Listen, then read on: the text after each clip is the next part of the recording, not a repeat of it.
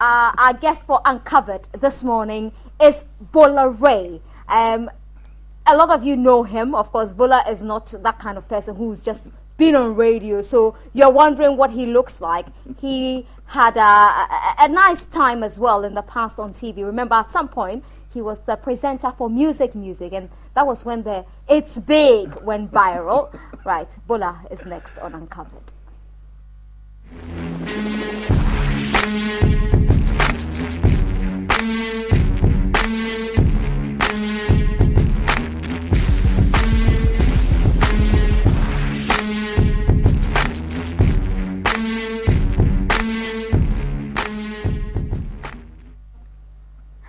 Right, Nat Kwabnedisi. Yes, it's Nathan. Nathan yes, Kwabnedisi, yes, aka Bola Ray. Yes, Nana B. Where did you get that Bola Ray from? Bola Ray, I think from school at the Accra Academy. You know, it stands for Brilliant, Outstanding, Loving, Affable. That's the Bola. Are you serious? Yes, That's the first time I'm hearing. And Ray is for religious, ambitious, and youthful.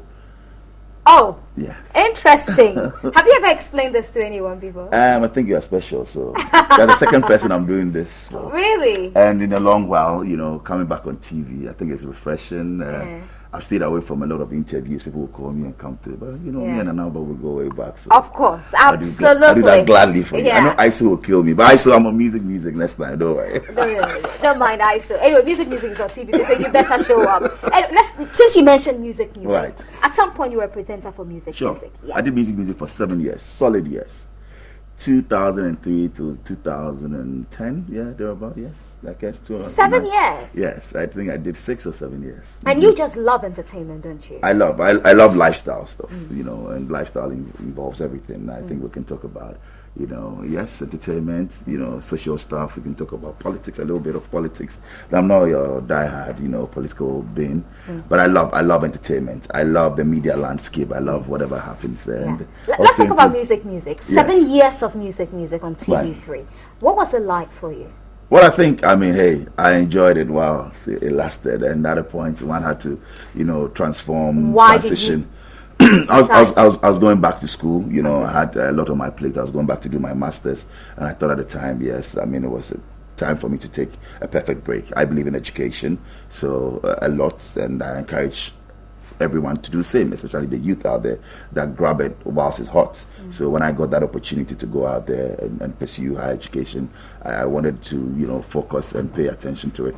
Also, I wanted to, you know, pursue other things on the side, and I thought, most importantly, give some people the chance to also come in. And Ruta is doing extremely well. I mean, Josie was on at the time together with Stacy, and I thought, okay, so I've reached the pinnacle. Let me just give time and go back to school. I want to do things on the side. It's also a way to give, you know, the chance to other people to do it. And I don't mind. I mean, coming back occasionally to come and give them the support. Why not? Like I'll be doing shortly. So ISO has invited me to come as a guest on the Blue Couch. We'll like to do that. And I believe in taking people along in every journey and giving them the chance. I mean, I did that as well at Joy FM. At the point I said, okay. And it has to be with planning. What is it that you set out to do? You know, for me, I'm guided by a lot of things. I believe in planning. I believe in coordination. I believe in being ambitious in life. So yes, you reach higher heights. And at the point, I also think that you have to give other people the chance. You don't have to be at the top alone. I want to get to the finish line with a lot of people with us, and we all cheer ourselves. And that's okay. Let's go. I'll come back to TV3 later, but I want us to go to Joy FM. That's right. Because I remember very well that you were on Top Radio. I was on Top Radio. Yes, I did Top Radio from 2000 to 2003. 3 years on Top Radio. And then you won an award. Paid something generous, something nice. I mean, yes, I was a cute 24-year-old then. You know, I think I was first approached in 2002 by now my chief operating officer and also my general manager as well. Two wonderful people, Cox Stomach Close, and my general manager operations at, you know, EIB, which owns Star FM and other radio stations, and also Klaus von Backenstein, we call him Von, who's my chief operating officer. These two gentlemen came in to talk to me, and also Ken Ashigbe of Daily Graphic, you know, the managing director of Daily Graphic. And that was in 2002. I remember I told them that I really, you know, think about it and all of that. And with my girlfriend, then, now my wife, Dorcas. So we talked about it, and I thought, okay, maybe it wasn't right for me to move on. Then I won another award in 2003 with the Best Drive Show, Top City Jam. And, you know, they came over and I thought, okay, it's great. Why not? Why not make a move? I mean, Joy FM is big. You cannot discount that. So it was another phase for me. But I had given myself that I'll do 10 years at Joy FM and gracefully bow out. But I ended up doing 11 years, you know. So, hey, you have to plan your life. And that was it. When I was at Top Radio, I wanted that bigger stage. And I gave myself that 5 years I want to exit Top Radio. But I did 3 years and I was poached to Joy. I did 10 years. I said I was going to do 10 years. I did 11 years. And then, yeah. Because I'm always the one that love challenges. I want to create and share. So when you get to a stage, you want to give other people also the chance to come and take whatever that you've built or created and move on to the next step. Bring people along you, leave it, and then you go on there. But in all of this, it pans out well, and you're still in that landscape that you're comfortable with. That is me. Right. Drive time on Joy. Sure. I mean, you redefined drive time in Ghana. We thank God. For a long time, I was wondering who could replace Gabi Ajete, because I used to listen to Gabi a lot. On Joy. I recently met Gabi and he said the same thing. Yes.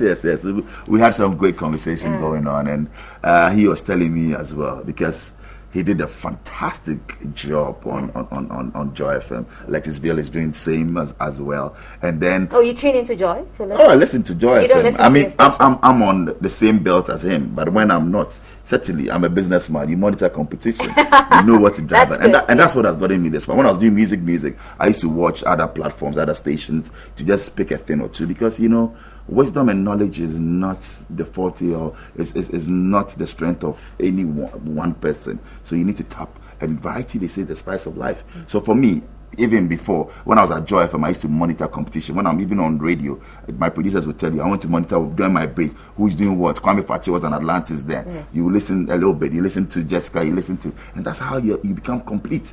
You are not enemies, you are just competitors. Yeah. And that's it. So for me, back to what you were saying, that is what drives me. I believe in excelling. I believe in also charting a path, and I believe that it is possible. That is my mantra. Okay. And when you were leaving Joy FM, I mean, a lot of hearts were broken. Oh, really? Well, yes. I mean, for something that you've done for 11 years, like I said, apart from Gabi did it for some 5-6 years. Yes, it's still my family. I have good friends either at Joy FM, and I'll not discount that or downplay that. But I came in as the longest serving drive time host. I did that for 11 years. I mean, this is a chap that many thought after 3 months you just fade off, because relatively I was coming from a predominant Akan speaking station. I was the only one, or I think we were just about 2 speaking English on that network, myself and Anane Koba on the morning show. The rest, Valentine, do and all of that, were doing what we call the mass market media. I mean, they were doing right there down, speaking in Akan and local languages and all of that. So the big question was, will he survive? And for me, my life, and now I'm telling you honestly, has been defined as that. Every point in my life or every stage, there are doubters, and that's what pushes me on. People say, can you do this? And for me, when I hear that, it challenges me, because I can't feel. It was with my O levels. When I was getting to A levels, many people thought I was part of Gunsa. Kofi Asman would tell you, I was championing Gunsa Academy. I was there, meaning saying, oh, he's playful, can he really come back to set form? And I got it a short of distinction. I got 13. My best is so I get in there to upper 6. I'm in lower 6, upper 6, and many I went for entertainment prefect. Many are saying, will he get to the university? Because I was the type that was. But in the night, you have my book right there on my back, and I'll go to the classroom and learn. And we made it to the University of Ghana. University of Ghana saying, many are saying, okay, so can he graduate at this Central University as well? At a point, and that has been my life. I mean, I love challenges. What people say it is not possible, I believe that I serve a living God who defines our path. You're very religious as well. Very religious. I mean, yes. I mean, I think it's important. We cannot downplay the God factor in our lives. I'm not perfect. Let's talk about your imperfections. My imperfections. Oh no. I mean, why not? I mean, hey, no one is perfect. Are you perfect? Oh no, at all. Nothing close to it. Exactly. So I think that, but you should see God playing a part, because He says He came for the sinners. He came for people. I mean, that's it. So you strive for perfection, and I believe that you not being perfect doesn't mean that you shouldn't also do the right thing. So certain things that it should be fundamental. You should have some values. Yes, you should have some values that you stand in. For me, I believe that those values are critical. They define you as a person. And people are looking, at you. You have a son. I believe that when he wakes up, he wants to be like what mom is doing. You don't want to smoke in the presence of your son. You won't do that. You won't get drunk. So there are certain things that you look at. And I believe that is important. As we are young people, that people are looking at us. It's not just to our immediate family. We are role models. Yeah. And I remember the late Comrade Dumont telling me that, hey, aside everything, be focused, be consistent.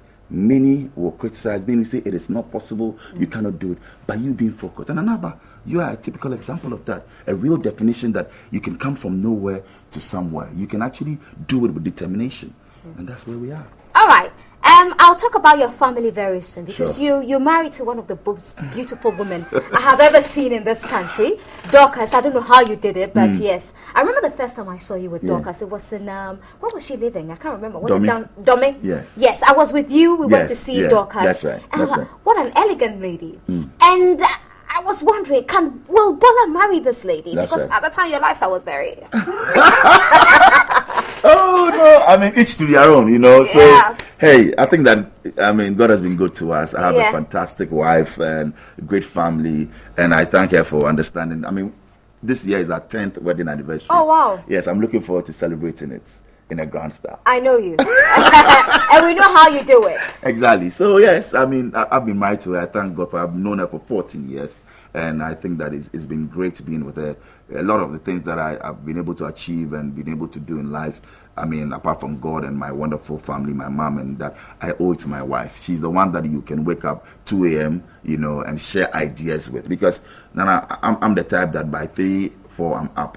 I listen to a little bit of radio and I want to read. So I read, a lot of motivational books, a lot of corporate, institutional books and all of that. I believe in knowledge. So she's the one, when you are also down, she will tell you that, right, go for it. Let's pray. Let's do this. So, it goes beyond the beauty. It goes beyond the intellect. It's also about how religious she is. And I think that it helps shape us, to be who we are.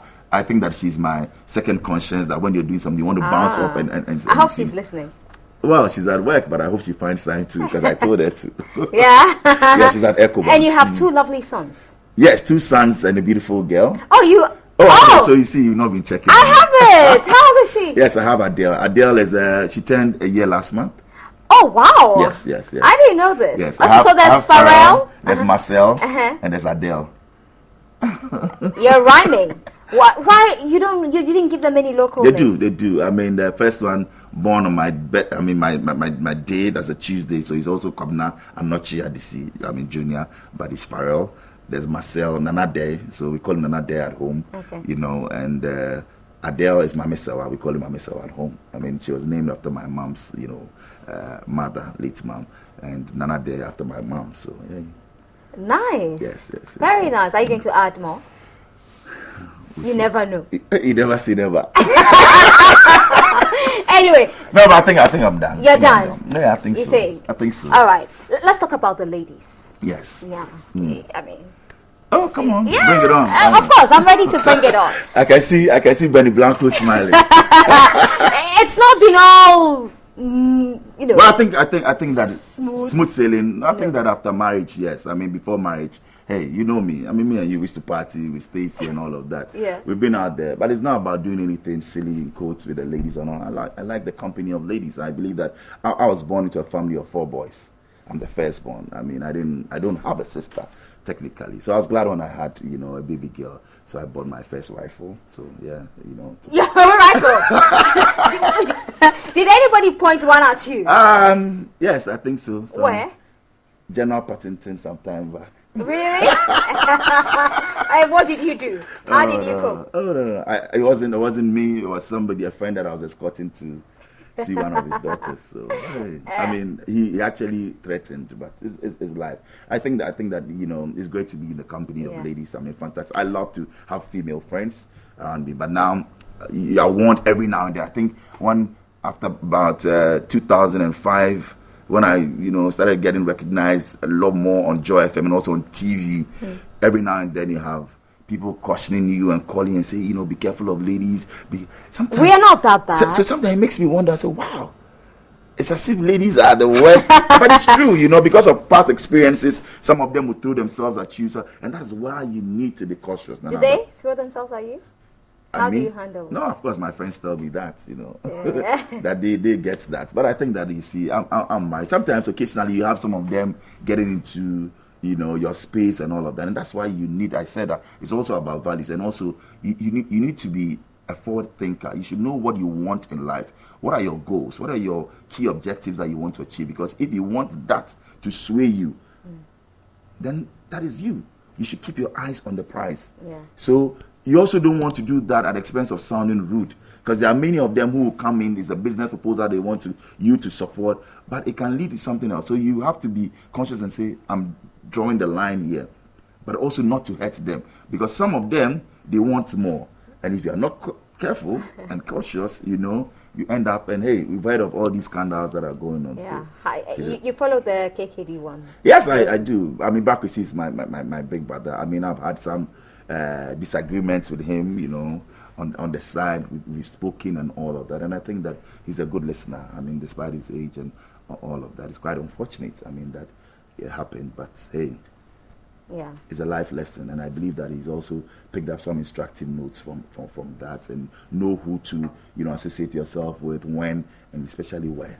Where? I remember just about 2 weeks ago, there's a lady who was dressed provocatively, came to my office and all of that. I mean, apparently to run adverts. And I asked my PA to open the door. I mean, just keep it agile. Because sometimes you don't know. And for me, that is it. When I don't feel good about it, even if it's with drinks, when I go to a club or a pub, or I'm at a party and somebody offers me a drink, sometimes my instincts and my spirit don't take it, and I don't. So maybe you're just being paranoid. Well, maybe, but I think that, I mean, it's instinctive. Sometimes, even with women, you meet some women and you know that if you don't take, some precautions, or you're not careful, hey, you might fall. Like you see Nana. Bola Ray. Yes, Nana. Anyway, let's talk about your new job. My new baby. Yeah. Yes. It's the EIB network. Currently, we are operating, 8 radio stations, but 6 are running now. We have Star FM, the flagship, 103.5 FM. Is on the Ring Road. We have Kasapa. Free promotion. Yes, Kasapa 102.3. I know TV3 will be our competitor soon. So, we have brothers. Of course. We have Star 102.3. Kasapa 102.3, of course, is in Adabaka. We have Live FM 91.9 is also for the youth market. So it's segmented. Star is for the urban market, Apolli mobile, middle class, yes. And Kasapa is for the mass market. So we speak predominantly Akan, and there's the Live FM 91.9, which is for the youth market. They are all in Accra. We have Empire FM in Takrady. We have Ultimate FM 106.9 in Kumasi, and we have Ago FM in Nkoko. Oh, but nice. Still to come. We have Cool FM coming up in Cape Coast, and then we have Super FM in Tamale. You're just expanding, aren't you? Well, we're growing by the grace of God. I would like to thank my founder and emeritus chairman, Dr. Kwabena Dufo Jr. Thank you very much, sir, and your lovely wife, Akosia Dufo. Madam, thank you. And of course, my good friend, Dr. Kwabena Dufo Jr., a very good friend. Yes. And the wife and the whole family, Pinyin, Kakra, Kofi Dufo, Nana. It's been a great journey. It's been a great station, and I salute my team at EIB everywhere, and also the guys, across. They are helping build a dream and shaping it. I don't call them workers. I call them partners, because, hey, Nana, I want to see 5 years, 10 years from now, they have a stake in it, they have shares in it, we'll float shares. Let's get everybody involved. Have a core, and feel that you are part of it. You wake up and you go to work, you have a sense and a call to action that I'm part of this. I'm building that. If Starbucks can do that and float shares and get workers involved and get them, yes, Howard Schultz did that. If Virgin is moving to that level, if Donald Trump is getting everybody involved, if Bill Gates is doing that, if Jeff Bezos of Amazon is doing that, and getting people involved and say, let's build this dream, let's own it. And it's a Ghanaian dream. We're taking it to the world. We want to reach out and say, sometime to come, we have a station in London, we have a station in the States, and that's how we should cultivate it. Many people are coming here, setting up multinational companies. It's not a bad thing, but what is the Ghanaian also doing? I think that's the vision of my founder, Dr. Kwabena Dufo, believing that the Ghanaian can also wholly own something and leave imprints on the shores of Ghana, in Africa, and the world. Right. And that's the message. That's the message. Good. All right, Empire Entertainment. Yes. Empire Entertainment, yes, lovely company. Ghana meets Niger. I mean, great stuff. I just got a report that we want to do one again in London. You know, last 2 years we did that in Wandsworth. It went very well, and also we did another party at Camberwell and in London. But here in Ghana, it's been running for 5 years. This year was the 5th year, and it's a dream that always, you know, it brings mixed feelings, tears of joy, and also sometimes the dream that so it can be done, because many people shut it down and said, and like I told you, in every stage of my life, in ideas, in career, many people will shoot you down. It's not as if they don't want you to succeed or progress, but maybe they are afraid that what they can't do, you also cannot do it. So it's out of cautioning you rather than drawing you back that, oh no, this cannot be done. Because I remember 7 years ago when we cultivated the idea that we want to do Ghana meets Niger, many said Nigerian artists will fade off. How many of them can you bring? After a year or two, this will fizzle out. It's not And you've possible. done it for 5 years. For 5 years. And it's still growing. Now, Ghana music and Nigerian music is the big thing. Yeah. If you go to South Africa, I mean, Nigerian music has taken over. Ghanaian music, just recently we go back from Nigeria. It's a huge thing at the City People's Awards that we are being recognized out there in the States. So there was that demand for it. Yeah, one thing the Ghanaian musicians, some of them that I've spoken to, Kwao Kese and the others, say about you is that you pay them the same price as you pay the Nigerians. Sure. Because that has been a problem for the Ghanaian musicians. Thank you. And a lot of the time they've accused, for instance, Charterhouse of that, you know, disparity. Is this something they should be worried about at all? I mean, because if you're going for P Square, for instance, and you're going to give P Square $100,000, and I don't want to mention any local name, unless I get into trouble with them. Sure. Why do you pay them the same amount of money? Well, for the records, I've also seen, some invoices and some receipts from Charterhouse. They pay very well. I think that relatively, yes. It depends on the program that maybe they want to put you on. So, in all fairness, I think that we don't need to sideline one event house and say, well, but of course they come in the news, but that doesn't mean that is the truth. You know, but with us, I think that is a conscious effort to reach out and tell them that the Ghanaian is not inferior to any other person from any other country. Because sometimes even our musicians are way better. I mean, Sarkodie is better than look at what he did at Nigerians. Look at what he did at Apollo. Yeah. So if I'm paying $10,000 or $70,000 to, let's say, the Maven's crew or to MI or to Yaya to come and perform, I should also put a heavyweight Ghanaian act that I'm saying I'm paying 50,000 or 60,000 for maybe the 70,000. And also the number, let's break it down. Sometimes the 70,000, it includes they want to take care of their own accommodation. They want to, fly themselves down, because I've done contracts where people say, okay, instead of paying me $30,000 and giving me extra $15,000 for my crew, to take care of, our per diem, our accommodation and everything, lump it, give it, we'll book our own hotel, we'll know how to, and that is it. So sometimes somebody might stumble upon that document without reading through and assume that it inculcates everything. So, that's for the records. But I think that it's imperative that we put our Ghanaian musicians on the same scale and that's what we've done consciously with Ghana Meets Niger, that you are not inferior. When we started, it was also to foster that unity and that collaboration. We've had Kwao Kese, recording with Nice. We've had RTBs, doing stuff with Wizkid and all of that. It's to let them know that you are at par. Yeah. Wherever you and it's important. And it has come to stay. Now, as we speak, my team just got back from Nigeria last week, and we are nearing, sealing a deal with an event house in Nigeria to do Niger Meets Ghana. And I'm looking forward to that. Yeah, governor wants to get on board. All the best. So it means more money. And but that is it. We're not just selling Ghana, ourselves as a company, but also Ghana when we enter the Nigerian space. And just imagine if you have a sponsor like Alomo Bitters, who's doing well in Nigeria, saying that I want to come on board and sponsor, is placing a product in the Nigerian market and enforcing it, that's the Ghanaian dream. So it's about time. Let's support our own to export what we have. I don't see why you cannot equally compete with somebody on DSTV or on Mnet. Good presenter. Let's begin to look out. Let management and people around us push us. So if there's a show out there and it's a CAF Awards, I want to see a Ghanaian in there, because a GFA president is influential in CAF, and say, listen, I have an Anaba sitting at TV3 who can equally do it, and put a Francophone person on. Let's begin to help our own and push them. If there's something out there in London and they are doing the Notting Hill Carnival, we want to see an African representation with Ghana playing a role. And that's what our high commissions, our embassies, our foreign missions should be doing. Linking up, because our celebrities can best promote our country. We are doing all the paperwork, we are doing all the backroom work, but also the face of Ghana.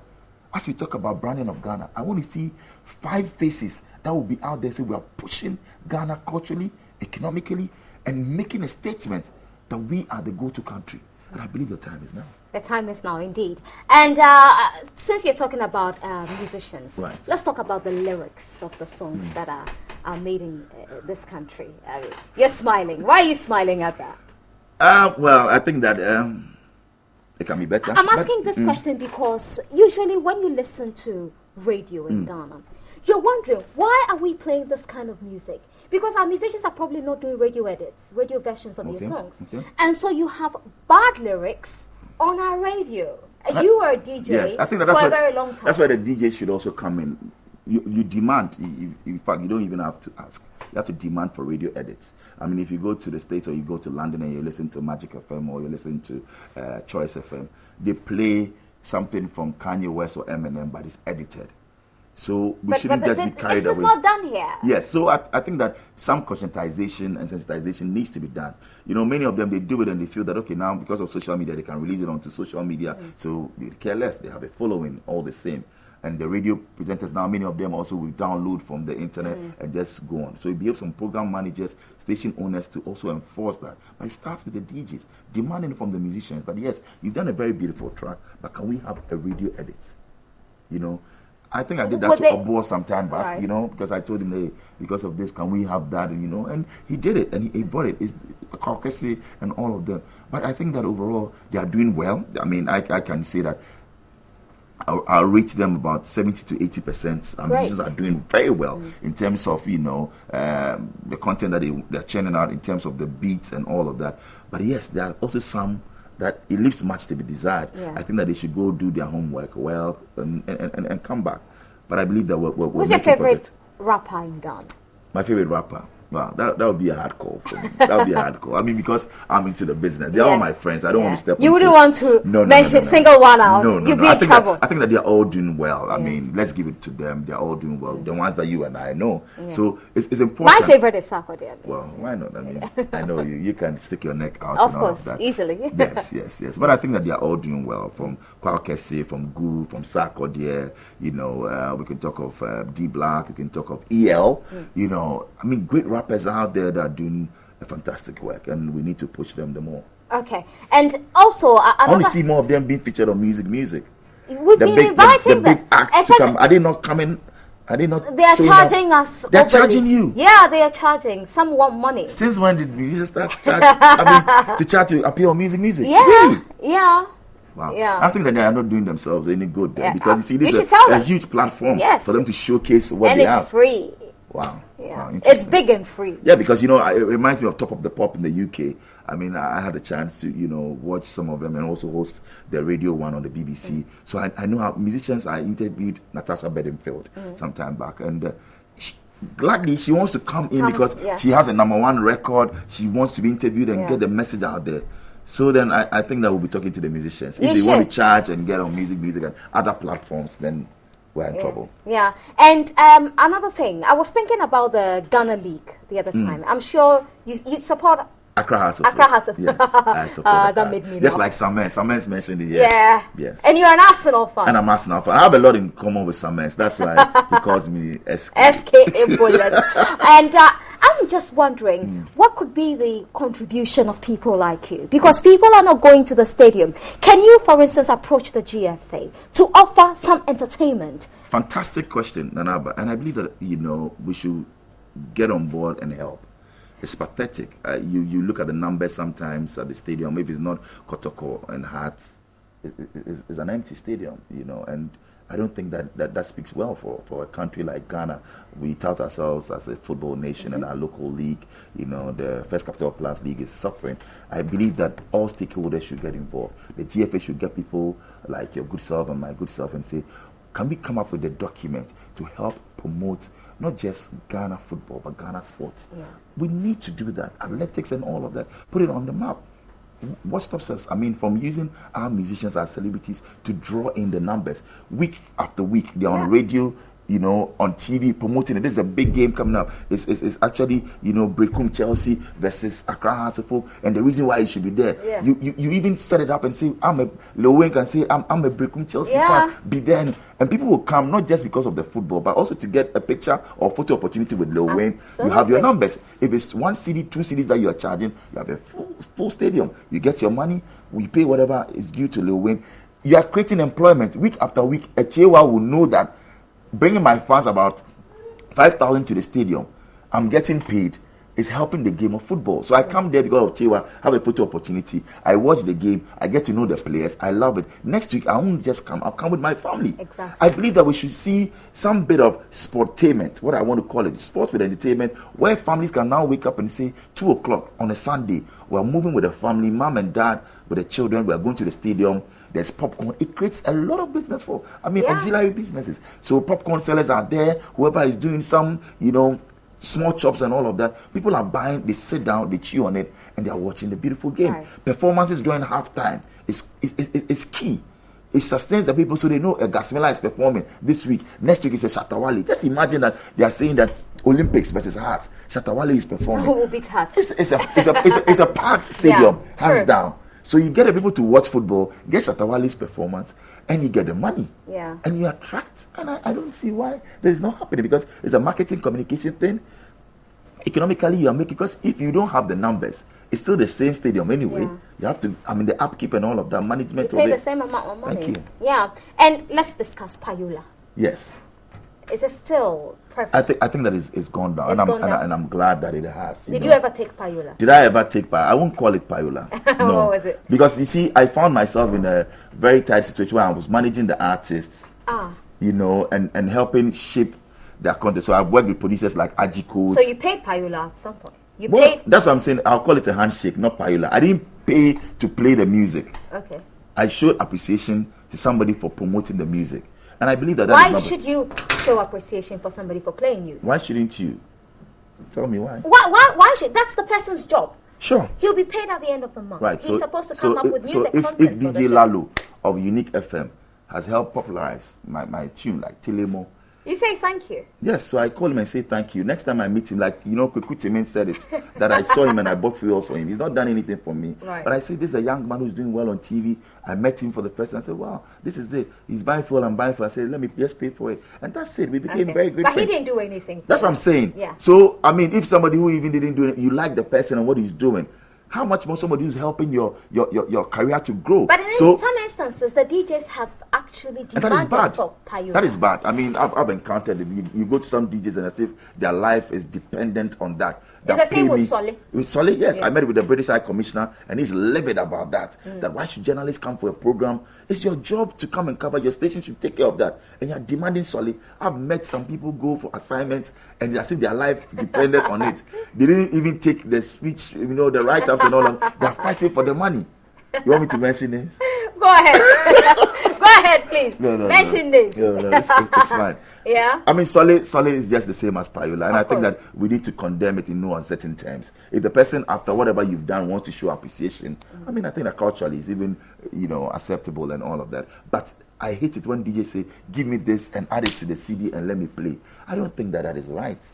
You understand? Like I was telling you earlier on, I was in the position, so if I work for Ajikoto or for Goodies, and Goodies says, Bola, for doing this promotion for me, take this one, I'm showing appreciation, or go and, Goodies. Yes, Goodies. He's around. He's out of jail now. You know that.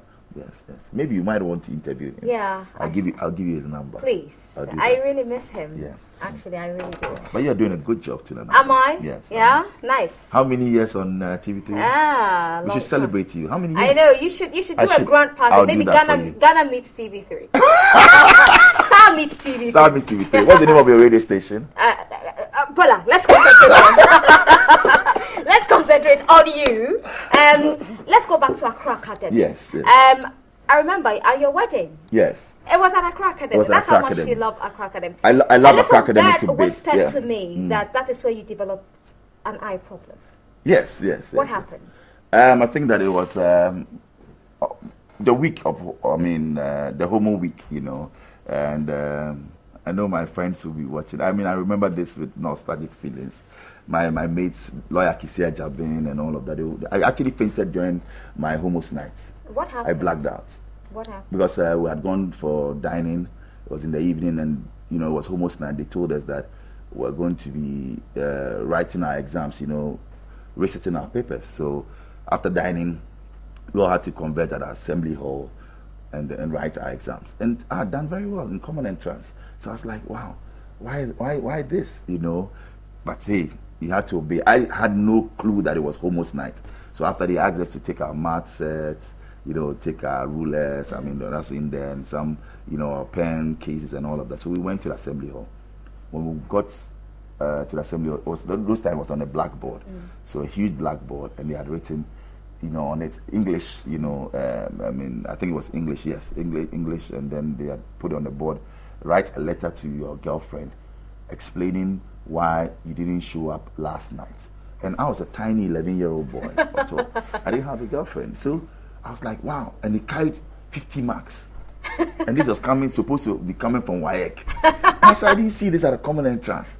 But he had to do it. So, I was just struggling to write something. Because, hey, how will my mom take it when they get to know that I didn't pass, the exams that I was, supposed to pass? I've done very well at common entrance, and I'm going to be sacked. So I was struggling to put things through. Then I saw a piece of paper thrown at me. Apple. Then all of a sudden, two gentlemen came over and said, I'm copying.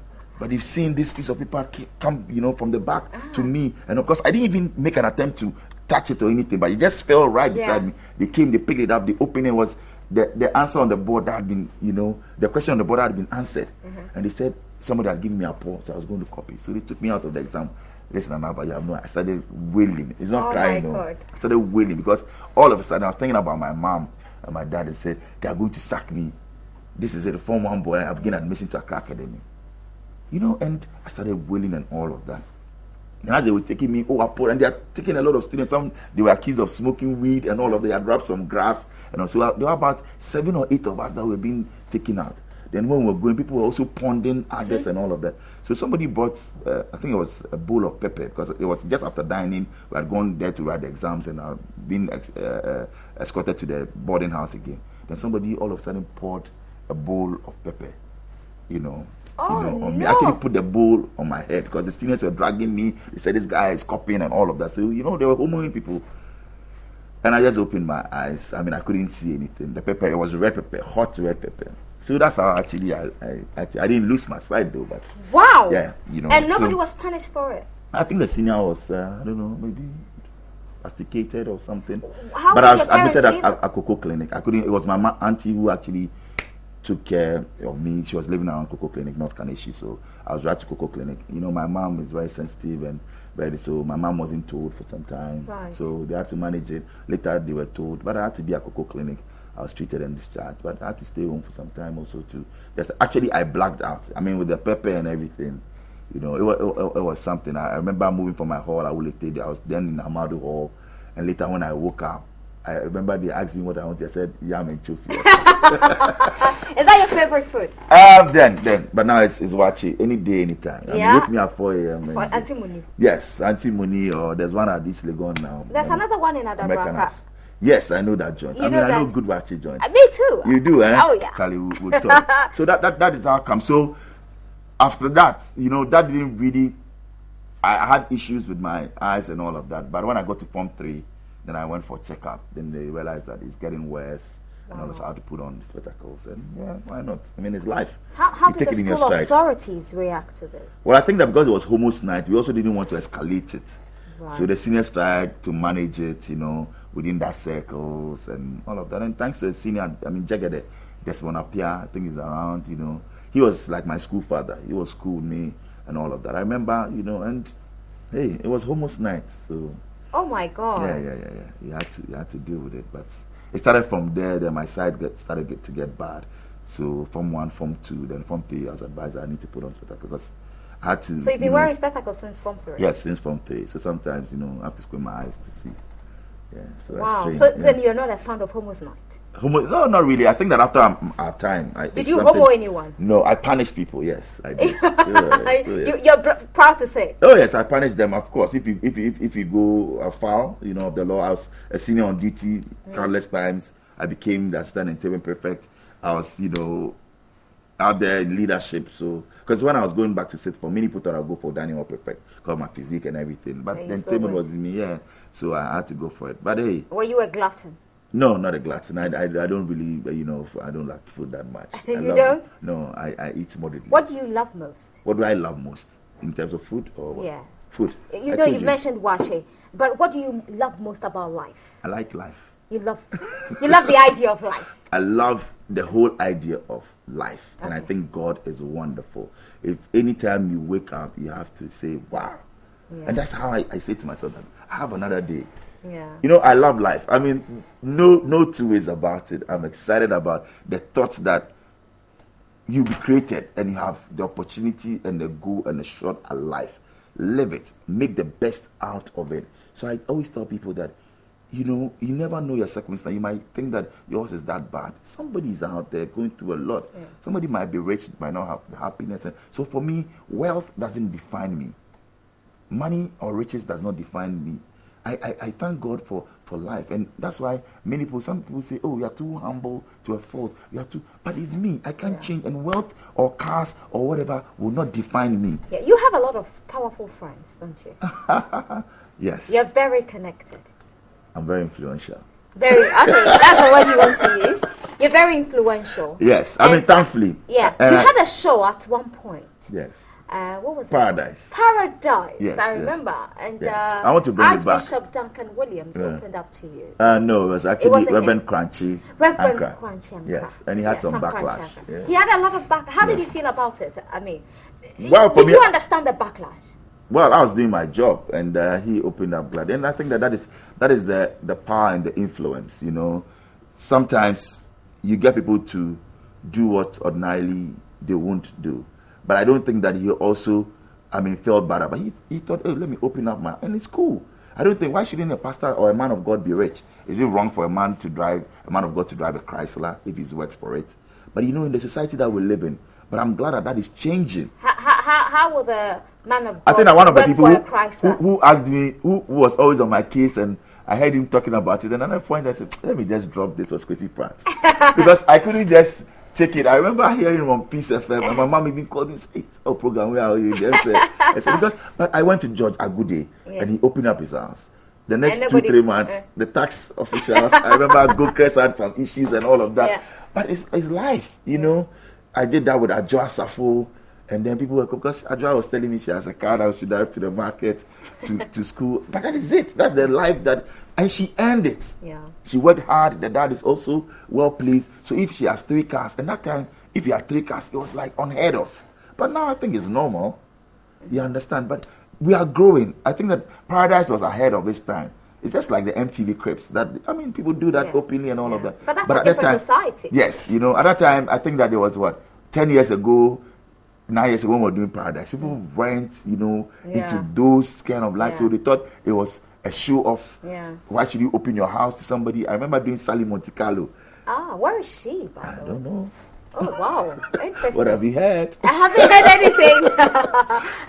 But it was a good program. I think I want to bring it back. I want to now maybe not really do the homes a lot more. I'll do the homes. I still want to see beautiful homes, but I'll do people and their companies and what they do, their lifestyle. Okay. Yes. My next question, I don't want you to say, I don't want your response to be I'm blessed, because I want you to answer it genuinely. Please do. Are you a rich man?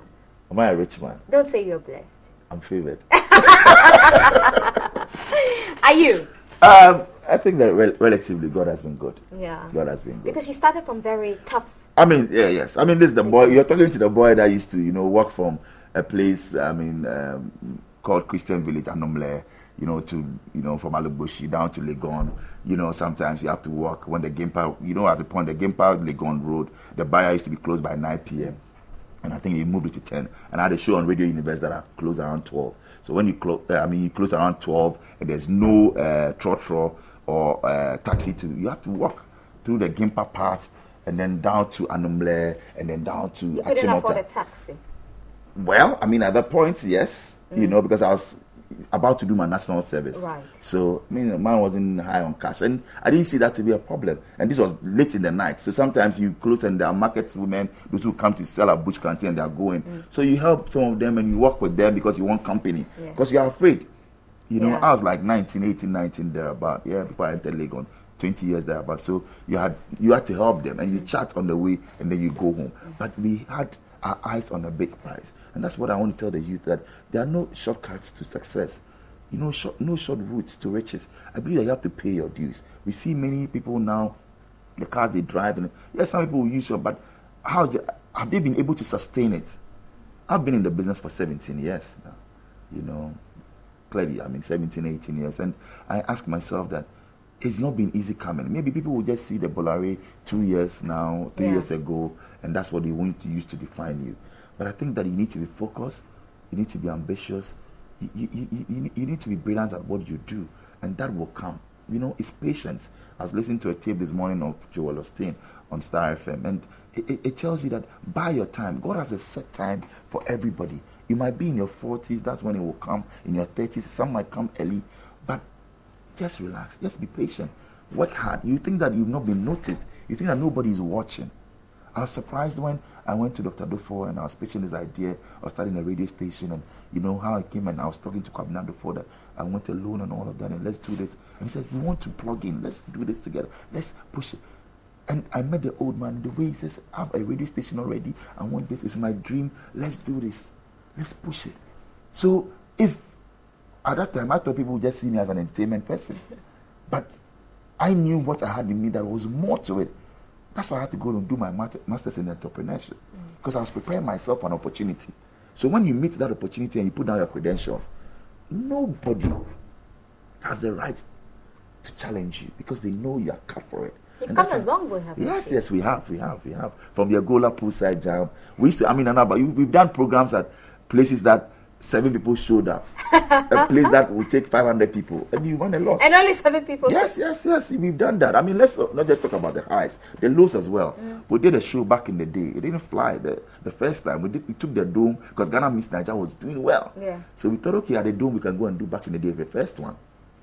I mean, a place that can take at the Dome would take about 3,000, 4,000, and I think we had about 900,000, but we still went ahead. But that's not bad. Yes, but I mean, somebody would have given up. I did first Ghana meets Nigeria and I lost 90,000 Ghana cedis. That was in 2010. I remember my wife going back home the Sunday, because my wife and all our shoes would be at the gate. So checking out with the finances and the money, yes. So, and she's a banker, so she's very, you know, this thing about it.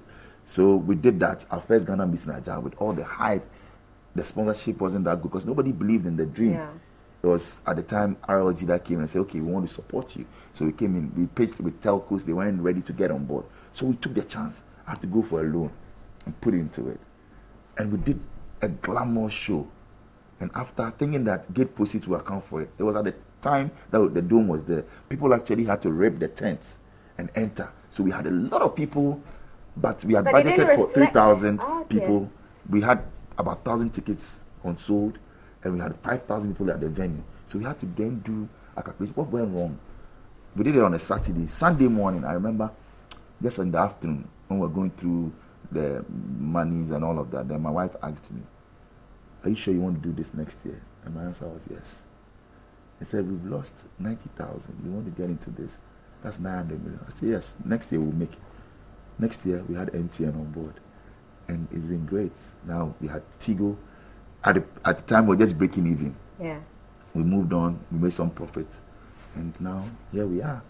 That we're making living big, making good money out of that. You know. So it's just about people don't tell. And I think that so how people did you in Ghana pay for that loan, that 90,000? We have to structure it. We're running a business. So how then do you do it? You have to work and pay. Yeah. So look at it. Do some programs. Whatever that you earn, you tell your staff, hey, we have to do this. So at that time, I was renting the building. I said, okay, we have plans of buying it. I said, no, let's hold on.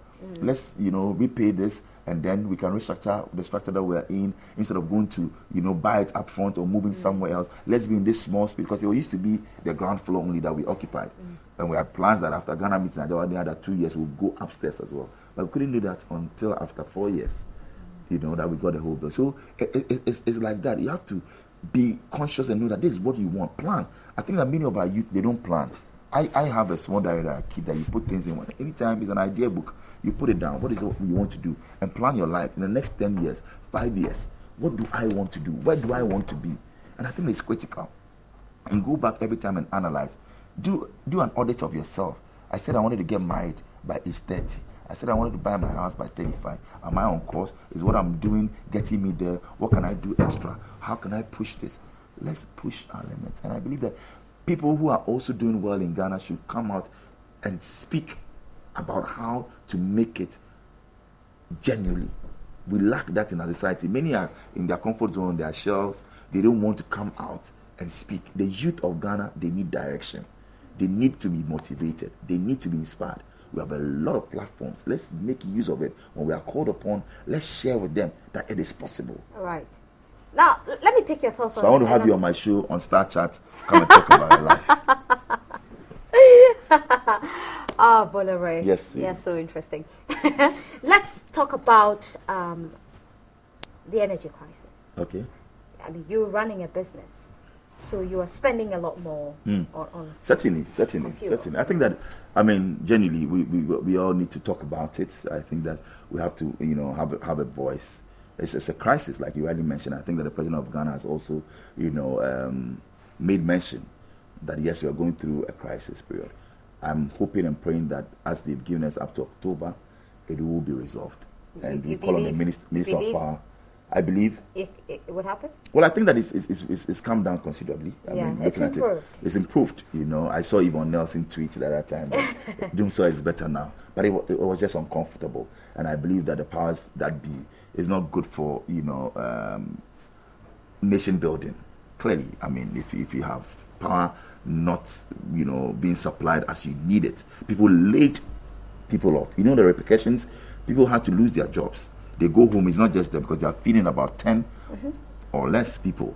So it means that that family is going to go through hassle. As a business owner, I had to then be buying a lot of fuel, for our gen sets, running, around a lot of things, even for our cars and all of that. And of course, around that time, ironically, fuel prices also, had to go up. So it's some dynamics that if you're not a great manager and you don't know how to get into it and you're not into good leadership, you didn't lay anybody off, did you? No. So that when the president said that smart businesses are not laying off, he was probably referring to you as well. What do you make of that statement? Did you find it rather unfortunate? Well, unfortunate. I think that I don't know the context with which he actually put that, but I think that it wasn't made in a vacuum. Many a times we need to actually position what is said in the right context. Maybe he was just alluding to something and then came to that. But I believe that it has to do with planning, it has to do with coordination and organizing yourself well. So yes, there might be. It's not as if they are not smart, but they just cannot take it. So they have to lay people off. It's a fact of life, not just the truth. It's the fact of life that hey, this is what they are going through a lot. And they believe that we used to use 80 people to get this. Can we be efficient enough to use 50 but still achieve those goals in terms of giving them longer hours, increase their pay a little bit, and they will still do that same job that 80 people used to do? So it has to do with planning. And that's what we need to get into. So I'm not here to say the president said it well or not. Same with the doctor's strike. I think that you come to it. Yes, I think it was going to be my next question. It's unfortunate. We don't have to see people die in our country. I think that the earlier that is resolved, the better. Do you think the doctors should go back to work and then negotiate? I'm pleading with them. I know they have a big case. But, we are pleading with them. They should go back. It's pathetic. Somebody called into our radio station that he had lost, a relative and all of that. It's heartbreaking. I believe that government should, sit down well with the doctors, and we'll plead with the doctors, like the government has said. Let's get back to work. They should look at the people. I know that yes, they have a case and all of that, but we also can't see people die. That is the truth. So let them go back to work. And if the government and I believe that let's all do this as citizenry as well. Can we have some statesmen? This is the time that we need people. It's not party colors. I'm from party A, I'm from party B, and they are all skewed towards their thinking. Where are the statesmen? This is the time that we need statesmen to come in and say, listen, our word is our bond. We're going to talk to government. We're giving government 2 months to resolve this. Doctors, also get back to work. We will be in the middle. Let us see the statesmen now come in. And I think that we'll resolve this. Let them come and put their neck on the line and say, we are well respected in this country. We are talking to President Mahama. We are talking to the doctors, the leadership. Let's have a truce. Go back to work in 2 months. If it's not resolved, then you want to strike. Then that is it. Let's publicize it and let them know. I think that people should step in. The clergy, our Muslim community, let them come in and add their voice. This is the time we want to hear them speak, because we need them. People are dying. What have they committed? What crime? Just because others are not agreeing? Come on. I think that it's about time. Let's just do that. Government has a case. It says we are working on it. Go back to work. Let's do it. Doctors have a case. They're saying that, listen, we want to be paid well. This has been done, since whatever independence. It's been going on for over 40 years, but we need answers now. So yes, they have a case, but should we see or look on for people to die? So listen to government, but we need some statement to come in there and say, within 2 months, this will be resolved. Government, you've given us your word. Doctors, you've taken government's word, but get back to work. We don't want to see people die. Yeah. If after 2 months, we'll take government on, if they don't honor it, then we know that, yes, it's not a listening government. But when we don't do that, and we say, well, we'll sit at home, they also say, well, we will not back on our, we're not going to this. That is not good. Yeah. How about the media? I mean, some people... Influential? No, some seem to think that the media, the irresponsibility in the media is increasing. Sometimes I agree with them because... You've been bashed by the media certain times. Yeah, I have. But, if it's wrong, it's wrong. Yeah. Yeah, if you're... Do you think that people say you are... For me, I think you say it as it is. Yeah. Sometimes, being assertive, it comes across as arrogance. How do you feel? I've had people say that I'm arrogant. Are you? I don't think I'm arrogant. Am I arrogant? I think you're assertive. I'm very assertive. I'm vocal. I'm not a hypocrite. That's right. I say it as it is. Yeah, without fear or favor. Exactly. So if you get offended, I think that yes, there's been some, irresponsibility on the part of certain journalists, and some will also to a course, and they have some paymasters that they want. I think that we should be, we cannot be neutral, but even if you are biased, you should be compassionate. You should know that if this issue that they are, leveling on this person, put yourself in the person's shoes. Would you want to suffer such? Yeah, it's the same thing I want to talk about. Cross-checking. We are quick because the media seem to think they become overly powerful. Okay. And so we hear one thing, we do not want to cross-check. You take it to the media. By the time you find out it's untrue, you would have hurt a person's image and reputation. I know. I think that is unfortunate. We are not perfect in what we do. Sometimes there will be excesses, but we must try. And when it does happen, we should go out there and apologize. I believe that is important. You do the honorable thing by going out and say, oh, sorry, I did this. And then you make sure that you don't repeat that. It's good. That also shouldn't, cow you into your corner and say, well, I won't say it, because we need to do that. Yeah. We need to expose the rot. We need to bring out certain things that are going on. Yeah. That shouldn't let you be. You should be fearless, but you should also respect other people's rights. Absolutely. So I like the way you said, let's cross-check. Let's know how we go about it, and it's imperative that we do that to safeguard what we have. Yeah. And it's also important as we near, an election year. The media should be responsible. We should report things that are factual. We shouldn't just follow because we know this MP and he wants us to follow, through and through whatever that he's bent on achieving. So we take some money and want to know. If Ghana should be in flames now, Nanaba. Okay. So we should, it starts with us as a fourth estate, the fourth realm. We need to go out there and peddle or put out the truth and help streamline things. They will come to us, and I'm telling you, getting to elections, you will have all of these coming up. You're a very fashionable person. Yes, I love to look good. I know, and you wear very expensive suits. My design is called Bromon. Bromon. Savile Row. It's actually a Ghanaian, but so it doesn't take anything away. He actually is Ghanaian, and so he makes this. Yes. A Ghanaian. A Ghanaian. Oh, wow. Yeah, but he's based in London. He's on Savile Row, like I said. He's done some things with Oxford. Very nice. And all of the, yes. So yeah. We do some stuff. So you pay a lot of money for these things? Well, relatively, yes. But also, you use what you have to get what you want. So I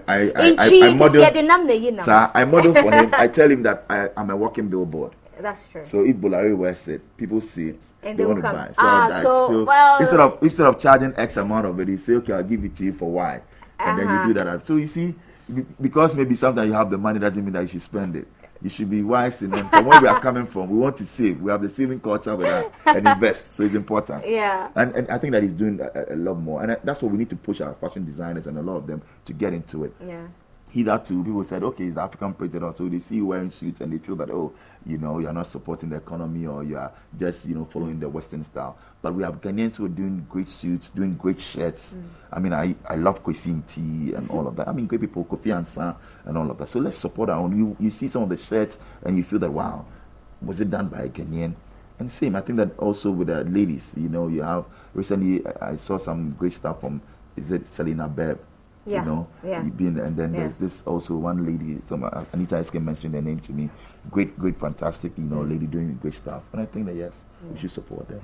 Bola Ray, yes, it's been good talking to you. It's been a pleasure having you. Kwabena Edisi. Yes, madam. Yeah. SKA Bolas. Simply known as. That's what the SK stands. That's what the SK stands. Yeah, I was hearing it for the first time today from Sament. Thank you very much for speaking to us. Always a pleasure. And regards to TV3, and thanks so much. Keep up the good work. See you on Music on Saturday. Fantastic.